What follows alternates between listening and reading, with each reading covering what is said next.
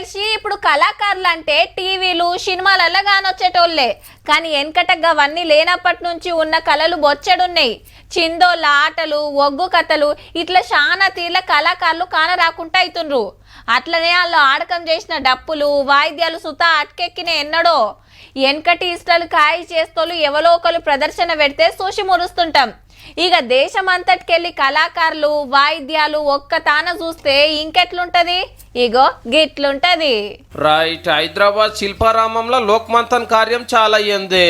ఓరుగల్ నేలిన రుద్రమధ్య విగ్రహానికి పరద గుంజి మన చరిత్ర వెనకటి కళను దునియాకు సాటింపేసిర్రు.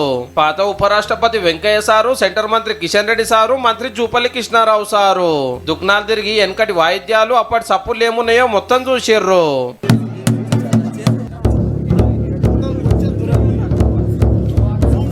అన్ని రాష్ట్రాలకెళ్ళి వచ్చిన కళాకారులు వచ్చి ఆడిండ్రు పాడిండ్రు. మన కళని యాద్ చేసుకుంటా ఇప్పటోళ్ళకి ఈ మాట చెప్పిండు Venkaiah sir. First mother tongue, తర్వాత brother tongue, later any other tongue. అమ్మ భాష కంటి చూపు లాంటిది, ఇంగ్లీష్ భాష కళ్ళద్దాలు లాంటిది. దేశం అంతటికెళ్ళి 2,500,000 కళాకారులు వచ్చిరు ఆడిపాడటానికి.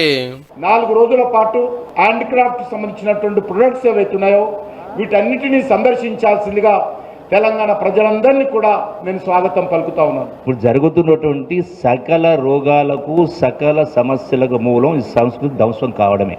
లోక్మంథన్ కార్యం కోసం పొద్దుముక ఢిల్లీకి వెళ్ళి రాష్ట్రపతి ద్రౌపది ముర్ము మేడం వస్తే గిట్ల ఎదుర్కొన్నారు. రాత్రి కోటి దీపోత్సవం కాడికి వచ్చింది. ఏడికెళ్ళి చక్క రాజ్భవన్ పోయింది. రేపు పొద్దుగాల శిల్పారామం వస్తుంది అన్నట్టు. ఇయాల్టికెళ్ళి ఐతారం దాకా 4 రోజులు జరిగే లోక్మంథన్ లా వెనకటి కళలు వాయిద్యాలు అన్ని చూపిస్తారు. ఎవరైనా రావచ్చు, పిల్లల్ని తీసుకుని అట్లా వైరాండ్రి మరి.